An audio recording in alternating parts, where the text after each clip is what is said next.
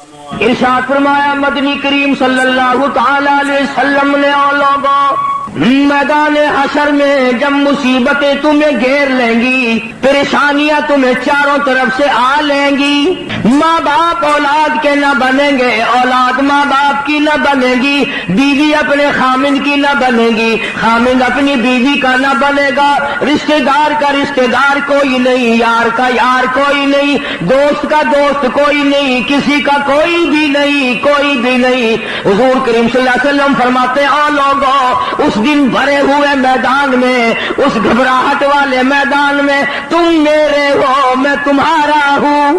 حنیف صاحب ملتانی اپنے بیان فرما رہے ہیں حشر کا میدان۔ اے لوگو، اپنی دنیا کے اندر حشر کی تیاری کر لو اور چین اتنی بڑی بات ہے، اس دن کام آئے۔ ارشاد فرمایا مدنی کریم صلی اللہ تعالی علیہ وسلم نے او لوگوں، میری سنتوں کو زندہ کیا کرو، میرے طریقہ کار پہ عمل کیا کرو۔ میں نے تمہیں ہر چیز کا نمونہ دے دیا ہے، نماز کا نمونہ دیا، روزے کا نمونہ دیا، حج زکات کا نمونہ دیا، شادی کر کے میں نے دکھلا دی۔ اگر تم نے اپنی بچی کی شادی کرنی ہو، تم فاطمہ کے ابا کا طریقہ کار دیکھو۔ اگر تم نے اپنی شادی کرنی ہو، تیری بیوی تجھ سے عمر میں بڑی ہو، تم خدیجہ الکبریٰ رضی اللہ تعالیٰ عنہا کے شوہر کا برتاؤ دیکھو۔ اگر تمہاری بیوی عمر میں چھوٹی ہو، عائشہ صدیقہ رضی اللہ تعالیٰ عنہا کے خامن کا برتاؤ دیکھو۔ اگر تمہیں خاندان کے ساتھ نباہ کرنا پڑ رہا ہو، تم مکے کے اندر مارنے والے ابو لہب کو دیکھو، نبھانے والے کالی کملی والے کو دیکھو، ہر موڑ پہ تمہیں نمونہ ملے گا۔ اگر تم کسی کافر کی حکومت میں رہتے ہو، تسلط تمہارے اوپر کسی کافر کا ہے، اقتدار کافر کا ہے، تو کلمہ پڑھنے والا ہے، تو مسلمان ہے۔ حضور کریم صلی اللہ علیہ وسلم نے فرمایا 13 سالہ میری مکی زندگی کو سامنے لے آؤ، میں نے ابو جہل عتبہ شیبہ کے سامنے مار کھائی، ایمان زندہ کیا۔ پھر یہ نہیں کہ تم بھی ساتھ ساتھ بدل جاؤ۔ کیسے بدل جائیں؟ جو بدل گیا وہ بات نہیں۔ لوگوں نے مذہب کو کپڑے سمجھ رکھا ہے، سردی کے کپڑے اور گرمی کے کپڑے اور، یہ نہیں بدلا کرتا۔ کون بدلے؟ دستور خدا کا ہو، نافذ کرنے والی ذات محمد مصطفیٰ صلی اللہ علیہ وسلم کی ہو، بدلے گا کون؟ آج طریقہ کار مطلب پرستی کا ہے، جس مسئلے کا مطلب ہوا وہ لے لیا، باقی کو چھوڑ دیا۔ رب کائنات کی قسم مدنی کریم صلی اللہ تعالی علیہ وسلم نے ایسے ایسے لوگ پیدا کیے۔ آپ کی اپنی سیرت کا کیا کہنا؟ حضور صلی اللہ علیہ وسلم نے لوگوں کی ایسی سیرت بنائی، آج تک دنیا ان کے مقابلے کی پیدا نہ کر سکی۔ جرأت دیکھیں آپ، بہادری دیکھیں آپ، کیسے کیسے لوگ پیدا کیے۔ اگر سب سچے ہوتے اور صاف دل والے مسلمان ہوتے، آج یوں مرتے جیسے یہودیوں سے آج مسلمان مار کھا رہا ہے، جن پر خدا کا غضب آیا۔ اللہ فرماتے میں نے یہودیوں پہ غضب نازل کر دیا، ہمیشہ کے لیے ذلت نازل کر دی، مسلط کر دی۔ آج مسلمان چھپتا پھرتا ہے، یہودی ان کے اوپر دندناتا پھرتا ہے، اور وجہ کیا ہے؟ کبھی تو سوچو، کبھی تو غور کرو۔ اصل بات یہ ہے یا یہودی بدل گئے یا مسلمان بدل گئے۔ مسلمان ہو کر کافر کے سامنے سے بھاگتا ہے، تیسری مرتبہ فلسطینی مسلمان بھاگے ہیں، کہاں جائیں گے؟ اور ابھی تمہیں تو قصہ اور کہانی معلوم ہوتا ہے، جب اپنے اوپر وقت آتا پھر پتہ چلتا ہے۔ مکان کے پیچھے لگنے والوں، دکان کے پیچھے لگنے والوں، رات دن کارخانے کا فکر کرنے والوں، رات دن نوٹوں کے چکر میں رہنے والوں، اللہ پاک فرماتے ہیں میں نے تمہیں اس لیے کب پیدا کیا تھا، تو ایک دکان کی 2 بنا، 2 کی 4 بنا، ایک فیکٹری کی 2 بنا، 2 فیکٹریوں کی 4 بنا۔ میں نے تجھے اس لیے ہرگز پیدا نہیں کیا۔ فرمایا قل اطیعوا اللہ والرسول، میرا محبوب حضرت محمد الرسول اللہ صلی اللہ تعالی علیہ وسلم کی ذات بھوک کی وجہ سے پیٹ پہ پتھر باندھتے دکھائی دیتے ہیں، تجھے ہر وقت قارون کا خزانہ درکار ہے، پوری نہیں ہوتی، لاکھ مل جائے کروڑ چاہیے، کروڑ مل جائے تو ارب چاہیے، ارب مل جائے تو خرب چاہیے۔ پوری دنیا کی دولت ایک آدمی کے حوالے کر دو، پھر بھی کہے گا مجھے اور چاہیے۔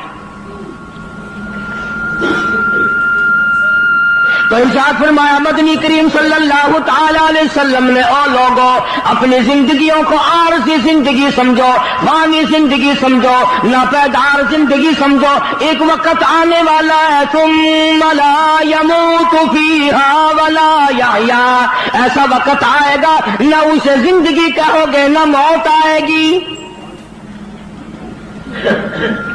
تو علماء کرام نے 3 درجے بنائے ہیں سیرت النبی کا حاصل، سیرت النبی صلی اللہ علیہ وسلم کا خلاصہ، نچوڑ فرمایا عظمت نبی، عظمت النبی یعنی آدمی کے دل میں سرکار مدینہ سرکار صلی اللہ علیہ وسلم کی اتنی عظمت ہو، اتنی عظمت ہو، اتنی بلندی ہو، اتنی برتری ہو، اتنی شان ہو کہ وہ یہ کہتا ہو کہ مجھے مال دولت اولاد ماں باپ بیوی تخت و تاج سب سے زیادہ مجھے حضور کریم صلی اللہ علیہ وسلم کی ذات محبوب ہے، یہ یقین بن جائے، اتنی بڑی عظمت ہو یتیم مکہ کی۔ فرمایا اِنَّا أَرْسَلْنَاكَ شَاهِدًا وَمُبَشِّرًا وَنَذِيرًا لِتُؤْمِنُوا بِاللَّهِ وَرَسُولِهِ وَتُعَزِّرُوهُ وَتُوَقِّرُوهُ۔ مسلمانوں نبیوں سے اکرام کرایا گیا، اور احترام کا مطلب یہ نہیں کہ ربیع الاول کا مہینہ آیا تو آپ نے گھر میں میلاد کا جلسہ منعقد کر لیا، چلو حق ادا ہو گیا، یا 12 ربیع الاول کے جلوس کے ساتھ ہو کر کے 4 گانے کنجریوں کے گا لیے یا سن لیے، بڑے خوش ہو رہے ہیں مسلمان، حق ادا جی، اب کہ میری دکان سب سے زیادہ سجی ہوئی تھی، اور بدبخت کبھی یہ بھی سوچا کہ تیری قبر سج گئی یا برباد ہو گئی۔ بازار کے سجانے سے کیا بنتا ہے، میدان حشر کو سجا، اپنی قبر کو سجا، اپنی آخرت کو بنا۔ بے شمار مورخین کے نزدیک، علماء کے نزدیک پیدائش کی تاریخ بلکہ 9 ربیع الاول ہے، اور وفات میں کسی کا اختلاف نہیں۔ ابو بکر صدیق سے لے کر آج تک ساری دنیا کے مسلمانوں کا مکمل عقیدہ ہے کہ 12 ربیع الاول کو حضور کریم صلی اللہ علیہ وسلم کی وفات ہوئی۔ تجھے شرم آنی چاہیے، بلال رو رہا ہے تو ناچتا پھرتا ہے، تجھے کب شرم آئے گی؟ فاطمہ الزہرا کا ابا دنیا سے رخصت ہو گیا، اس کا کلیجہ پھٹا جاتا ہے، تو ڈھول بجاتے پھرتا ہے، کسی طریقے سے بھی تیرے لیے یہ مناسب نہیں۔